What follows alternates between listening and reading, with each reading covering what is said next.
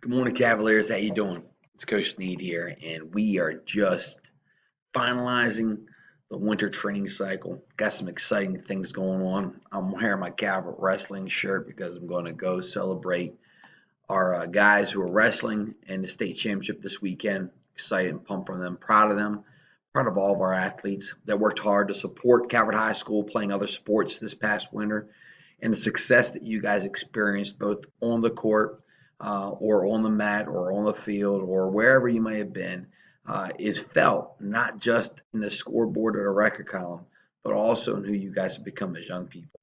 And that's what's most important because those type of things are where we carry ourselves beyond. People will forget the records, they'll forget the scores, they're going to forget all those things, but they're going to remember who you were and how you treated others.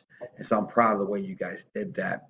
We're now getting ready to embark on the spring training cycle, which will start next week. We'll continue back in the weight room with the CSP, Calvert Strength Performance Program, starting on Mondays and going Tuesdays and Thursdays from 3 to 5. We ask that you guys show up ready to go, eager, focus on training, well fed. Use that time between after school and 3 o'clock to make sure you get your nourishment in, but we will start at 3 o'clock sharp. And remember, if you're not there at 2:45, then you're pretty much running yourself late. And with that, we'll end up doing the same type of thing we did this past winter, in that we will spend the first couple of weeks, maybe 4 or 5 weeks, getting ourselves acclimatized back into the routine. And then we will slowly and gradually build in some speed performance stuff, starting probably mid-April, late April through May. And then again, we'll test again at the end of May. And we'll then go and pick up after taking a couple weeks off and begin our summer training program. So it's exciting times to have it behind it all. And for me, I look forward to that moment of working out with you all because it's a way that I can continue to bond and develop a relationship with each one of our athletes. But we have some phenomenal, great coaches out there working with our athletes this spring through track, baseball, lacrosse, tennis. Uh, in those sports, we can continue to grow and use those coaches to help us develop our leadership and become better human beings as well. And in those cases that those athletes are playing those sports, I will make myself available as long as you come down and build out a schedule with me to help you guys continue to train in the weight room so we can continue to grow with your physical ability and enhance yourself as an athlete this spring and continue to make those gains that you may want to make. Not, of course, mandatory, but just letting you know that I'll make myself available. And with that, we need folks to step up. It doesn't make any sense for someone who likes to compete to not utilize the opportunity you have with Coach Huber in throwing the shot put and discus. In his mind, he is here and he's here to serve our community well. He's obviously the throwing coach, but he's also a football coach and he appreciates our program in the weight room and wants our kids to continue to train there.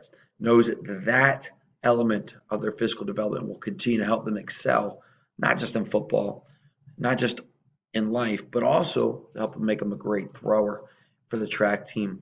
And so you can continue to work out with us on Monday, Tuesdays, and Thursdays and still be able to participate in the track meets and practice after practice. So I would encourage you guys to consider that. The third and fourth quarter, marking periods are coming up. And with that, we need to finish strong. If we dipped a little bit in the second quarter, which I would say that we all probably should look at the second quarter and find where we can make improvements. Then the third and fourth quarter is where we need to make it happen. I sat down with one of our Cavaliers just yesterday and talked to him about his grades and what he learned, did not quite understand before, was the differences in just getting an 88 versus an 89 and how that changes that whole idea that getting an 80 to an 89 doesn't give you a 3.0. That there's incremental changes between an 80 and an 83 and an 84 and an 86. And so let's work to get those grades up. If you guys have any questions about those grades and how they look and how they will affect your transcript, man, I encourage you to come by and see me.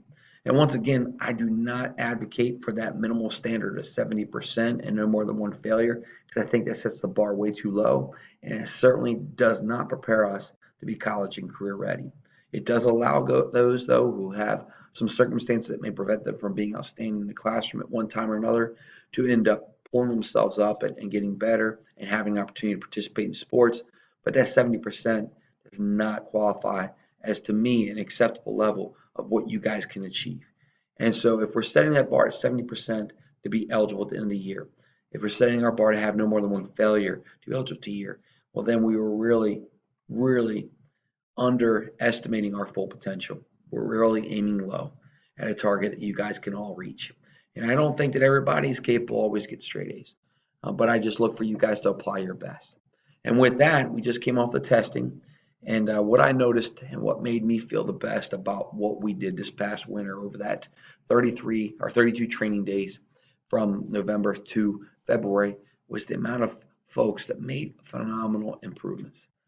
I've tried to explain this many times over and over again. It does not matter to me how much someone does. It doesn't. If you have a great athlete who comes in there and has a gift to lift, and he does a phenomenal amount of weight on the bench, power clean, and squat, but didn't do an ounce of anything in the off season with his team or on his own to develop that strength, just something that naturally was given to him, well, then he will be proven in the trenches when things get tough in real life that that he wasn't ready because he didn't put in the work, he didn't develop the grit, didn't develop the things he needed to develop to be ready to go. And so where I admonish and admire our athletes is mostly where we make those gains, where we move from a 125-pound bench to a 145-pound bench. And how we work to get there, the consistency over time, the commitment that we make, the courage to push the limits. Watching someone on test day trying to get 225 on power clean because they innately believe that they can do it. And a year or two ago, they didn't have that grit. They didn't have that courage to step up and do that. And to watch them do that for 15, 20 minutes and finally get 225 on the power clean is just a great thing and an honor for me to be a part of. Very exciting.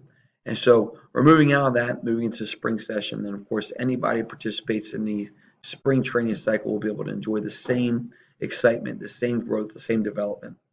And so I look forward to seeing all you guys there. The last thing I want to talk about is April 2nd, Service Learning Opportunity, the mulch sale. I've sent that information out to your families. I've sent that information out to our community. I've sent that information out to former people who have been patrons of our mulch sale. It is an awesome, awesome day. And we've got some excitement brewing around it. We're going to have a food truck festival here that same day. We're going to have some vendors here that day. We will feed you. We're going to work in the morning through the afternoon. And hopefully we get done pretty quickly. Remember, many hands make light work. And in that day, we'll be delivering mulch to people. Each bag of mulch that we sell brings profit back to the program, helps us pay for really much needed resources, helps us to alleviate some of the stress that the school incurs because of the financial demands to run a good, healthy program the way we run it. We'll also be laying down the mulch, meaning we'll spread it for certain patrons who choose to have that service paid for. And in that, you guys get to go to a person's home, to someone who doesn't quite know what Calvert's all about, and they get to witness firsthand the uncommon greatness in each one of our young men and our coaches as we help spread the mulch and put it down for them. And so in this moment, in this great opportunity, we can certainly shine, and we need to shine, and we need to shine brightly. And in that, we can only shine brightly if we get as many of those sharp, bright young men and their family members to help us out. So solicit your families, work on trying to get us some help. We're going to need people to transport our athletes from one place to the next in vehicles. We're going to need trucks. We're going to need trailers. We're going to need flatbeds. We're going to need all these things to move this mulch on the day of the mulch sale on April 2nd. So put that on the calendar. I look forward to seeing you guys soon. If you have any questions, reach out. I love you, and I'm out. Boom.